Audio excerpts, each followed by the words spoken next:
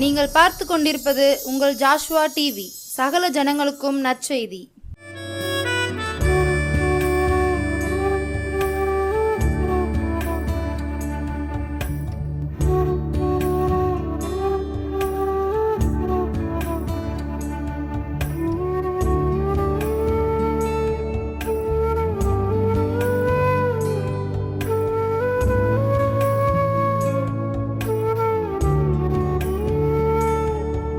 அல்லேலூயா. தேவனாகிய கர்த்தரின் திருநாமம் மகிமைப்படுவதாக. நம்முடைய இரட்சகர் மீட்பர் இயேசுவின் நாமத்தினால் உங்களுக்கு என் அன்பான வாழ்த்துக்கள். கர்த்தர் உங்களை ஆசீர்வதிப்பார். இந்த நாளிலும் இந்த ஜோசுவா டிவி ஊழியங்கள் வழியாக, வேதமே வெளிச்சம் விடுதலை ஊழியங்கள் வழியாக இந்த தெய்வ செய்தியை கொடுப்பதில் எனக்கு ரொம்ப சந்தோஷம். கர்த்தர் உங்களை ஆசீர்வதிப்பார். இந்த நாளிலும் நாம் கர்த்தருடைய புத்தகத்தில் வேத வசனத்தின் மூலமாக கர்த்தர் நம்மோடு பேசி நம்மை ஆசீர்வதிப்பாராக. ஜெபத்தை ஏறெடுப்போம். ஸ்தோத்திரம் ஆண்டவரே, நேசிக்கிற நல்ல தெய்வமே, நன்றி செலுத்துகிறேன். கர்த்தாவே, இந்த நாளிலும் ஆண்டவரே, விதைக்க இருக்கிற இந்த விசுவாச வார்த்தைகள் ஒவ்வொருவர் வாழ்க்கையிலும் விசுவாசத்தை பெருகச் செய்யட்டும். அப்பா ஆண்டவரே, உங்கள் வார்த்தை மூலமாக நீங்கள் பேசுங்க. உங்கள் பரிசுத்த ஆவியினால் நீங்கள் பேசுங்க ஆண்டவரே. உங்கள் திருநாமம் ஒன்றே மகிமைப்படட்டும். அப்பா, தெய்வ பக்தியில் வளர, விசுவாச வாழ்க்கையில் வளர கர்த்தர் பரிசுத்த ஆவியை கொண்டு போதித்து வழி நடத்துவீராக. இந்த நாளின் வார்த்தைகளை ஆசீர்வதியும், கேட்கிற மக்களை ஆசீர்வதியும். கர்த்தர் தாமே கூட இருந்து வழி நடத்தி தாரும். இயேசு நாமத்தில் பிதாவே, ஆமென். அல்லேலூயா. கர்த்தர் உங்களை ஆசீர்வதிப்பார். இந்த நாளிலும் நாம் கர்த்தருடைய புத்தகத்தில் மத்தேயு எழுதிய சுவிசேஷம் அதிகாரம் 9.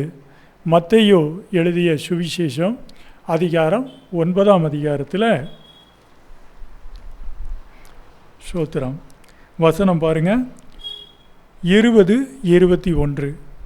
அப்பொழுது 12 வருஷமாய் பெரும்பாடுள்ள ஒரு ஸ்திரீ, நான் அவருடைய வஸ்திரத்தை ஆகிலும் தொட்டால் சொஸ்தமாவேன் என்று தன் உள்ளத்தில் எண்ணிக்கொண்டு அவர் பின்னாலே வந்து அவருடைய வஸ்திரத்தின் ஓரத்தை தொட்டாள். அன்பானவர்களே, இந்த பகுதியை நம்ம பார்க்குறோம். இதில் முக்கியமான ஒரு வார்த்தை இருக்குது பாருங்கள். அந்த பெண் உள்ளத்தில் என்ன நினச்சாங்கன்றது தான் அங்கே முக்கியம். பாருங்கள், அவருடைய வஸ்திரத்தை ஆகிலும் தொட்டால் சொஸ்தமாவேன் என்று தன் உள்ளத்தில் எண்ணிக்கொண்டு, இதுதான் அங்கே முக்கியமான விஷயம். 12 வருஷமாக தோல்வியே சந்தித்த இந்த பெண், தன்னுடைய உடல் வேதனை, அந்த இரத்த போக்கு நிற்கலை. 1 வருஷம் 2 வருஷம் இல்லைங்க, 12 வருஷமாக பாவம் அந்த பெண் எவ்வளோ கஷ்டப்பட்டிருப்பாங்க. எவ்வளோக்கும் இந்த பெண் பார்த்திங்கன்னா நல்ல செல்வமுள்ள பெண் தான். அநேக வைத்தியர்களை இவங்க போய் பார்த்தாச்சு.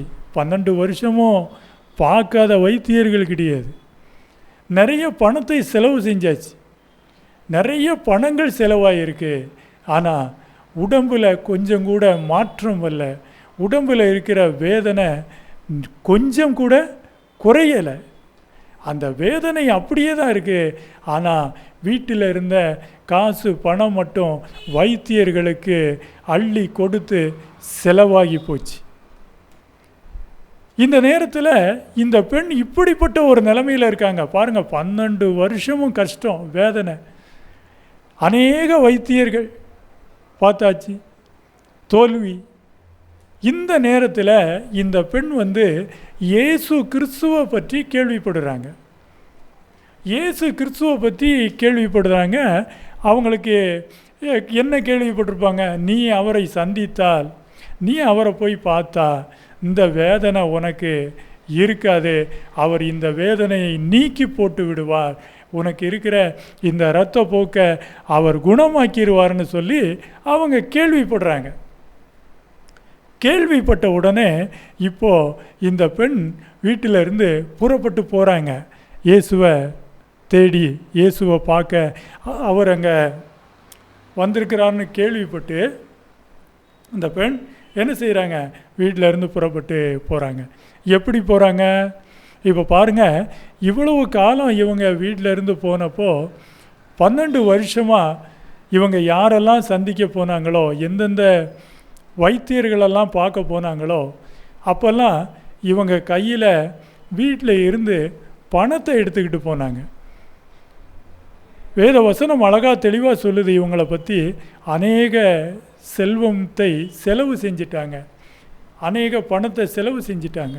அப்போது இப்போ 12 வருஷமும் இவங்க பார்க்க போன வைத்தியர்களை எல்லாம் இவங்க பார்க்க போகும்போது தன்னோட கையில் காசை எடுத்துகிட்டு போகிறாங்க, பணத்தை கொண்டு போகிறாங்க.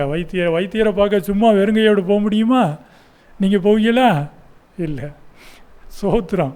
அப்போது வைத்தியரை பார்க்க போகிற நேரம்லாம் காசை எடுத்துகிட்டு போகிறாங்க.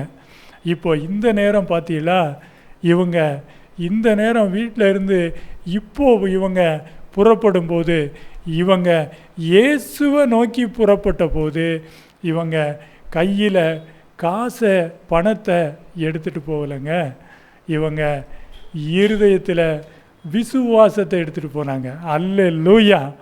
அன்பானவர்களே, இப்போ இந்த பெண் தன்னுடைய கையில் காசு எடுத்துகிட்டு போகல, இந்த பெண் இருதயத்தில் விசுவாசத்தை சுமந்து சென்றாள். அல்லேலூயா. எப்படி சுமந்துட்டு போனாங்க? அவருடைய வஸ்திரத்தை தொட்டால் போதும் நான் குணமடைஞ்சிருவேன்ற எண்ணத்தை சுமந்தாங்க. அந்த எண்ணம் எண்ணிக்கொண்டு, அந்த பகுதியை நீங்கள் பார்க்கணும். நான் அவருடைய வஸ்திரத்தை ஆகிலும் தொட்டால் சொஸ்தமாவேன் என்று தன் உள்ளத்தில் எண்ணிக்கொண்டு அவர் பின்னாலே வந்து அவருடைய வஸ்திரத்தின் ஓரத்தை தொட்டாள். அன்பானவர்களே, மறைமுகமான விசுவாசம் இருதயத்தில் மறைஞ்சிருக்குது. இவங்க விசுவாசம் இருதயத்தில் மறைஞ்சிருக்குது, இவங்களுடைய செயலும் மறைஞ்சிருக்குது. ஏன்னா இவங்க மனசில் நினைக்கிறாங்க, என்ன நினைக்கிறாங்க?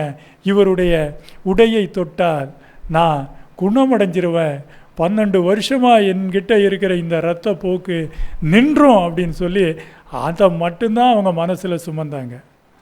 என்ன எண்ணிக்கொண்டு வந்தாங்கன்றது தான் முக்கியம். அன்பானவர்களே, அவங்க விசுவாசத்தை சுமந்துட்டு வந்தாங்க.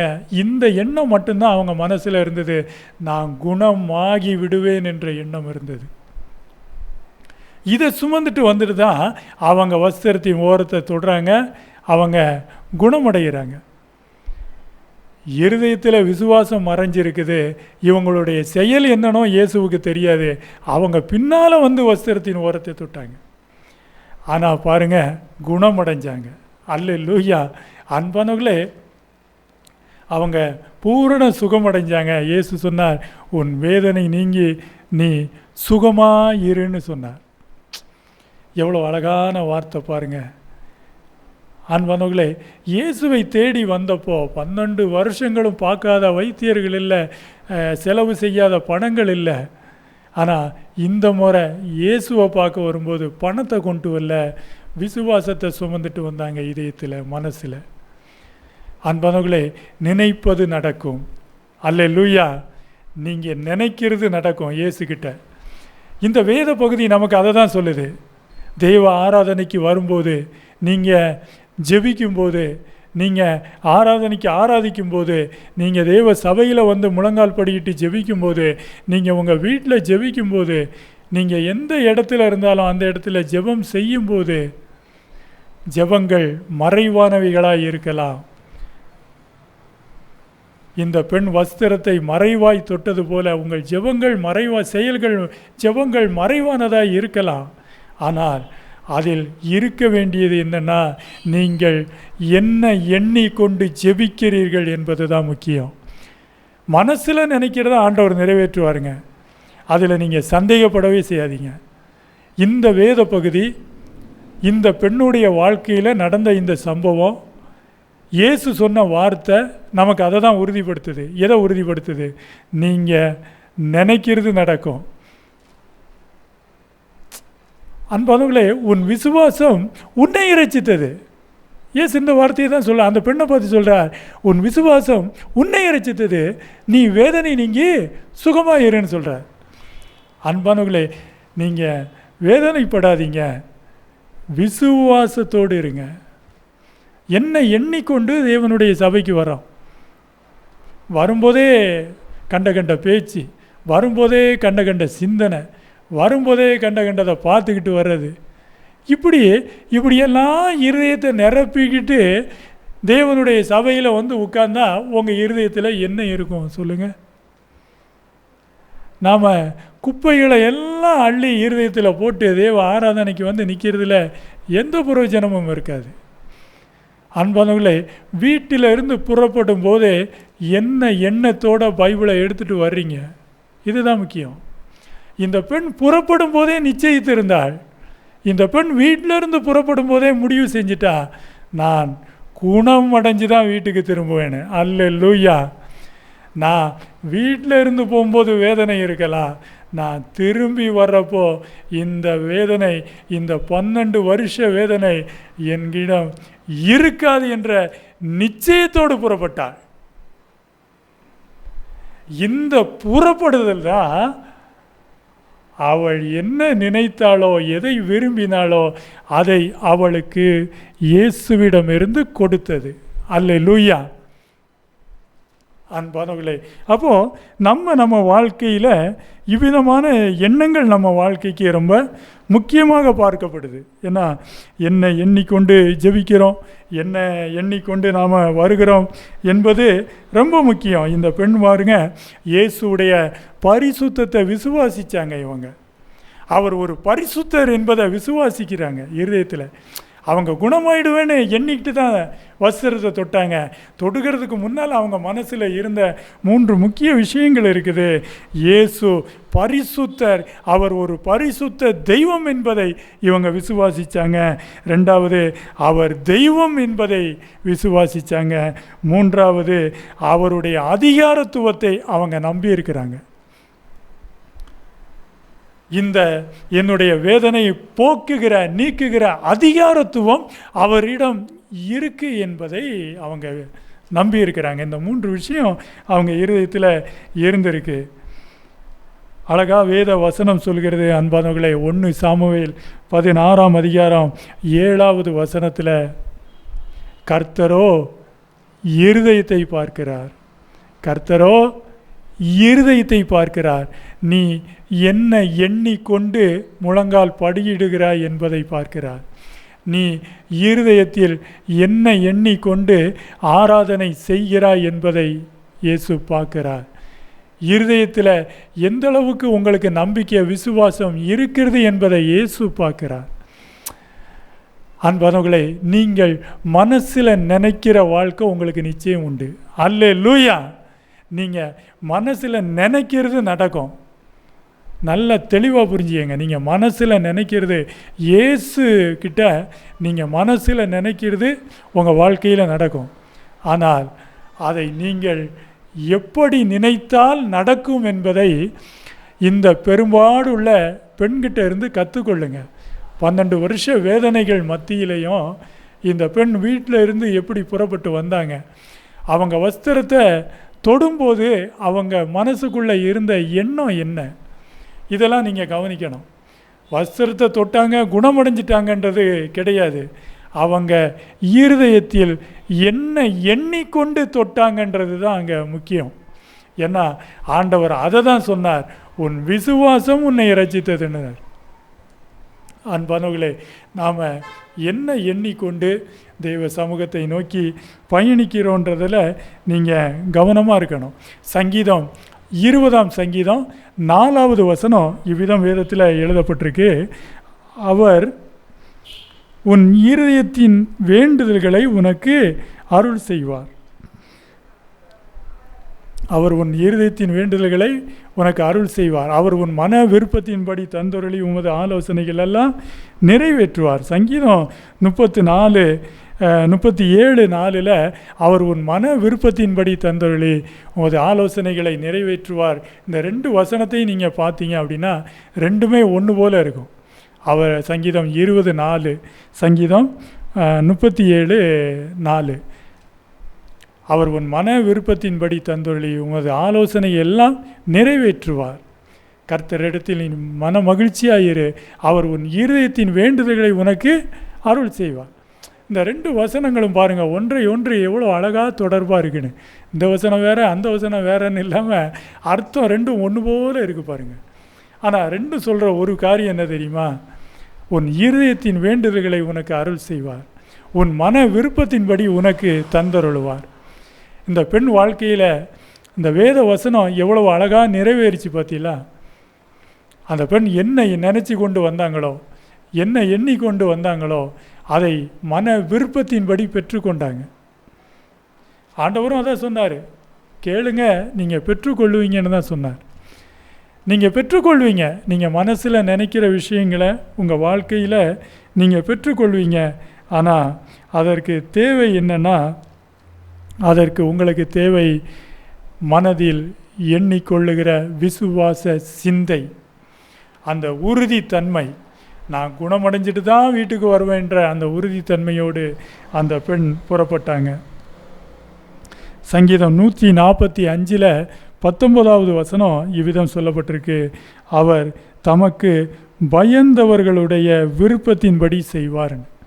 சங்கீதம் 145 19 தமக்கு பயந்து இருக்கிற எந்த மனுஷனாக இருந்தாலும், எந்த பெண்ணாக இருந்தாலும், எந்த ஆணாக இருந்தாலும் அவர்களுடைய விருப்பத்தின்படி செய்வார். அவர்களுடைய விருப்பத்தின்படி செய்வார். அன்பானவர்களே, நம்ம வாழ்க்கையில் எல்லா மனுஷருக்கும் இருக்கும், நாம் விரும்புகிறது வாழ்க்கையில் நடக்கணும், விரும்புகிறத பெற்றுக்கொள்ளணும் அப்படின்னு சொல்லி. ஆனால் வசனமும் இங்கே அதை சொல்லுது, நீங்கள் விரும்புகிறதை பெறுவீர்கள் என்று தான் வசனம் சொல்லுது. இயேசுவை தேடி அவர் ஊழியம் செய்யும்போது வந்த எல்லாருமே அவங்க என்ன எதிர்பார்த்தாங்களோ அதை தான் அவங்க பெற்றுக்கிட்டாங்க.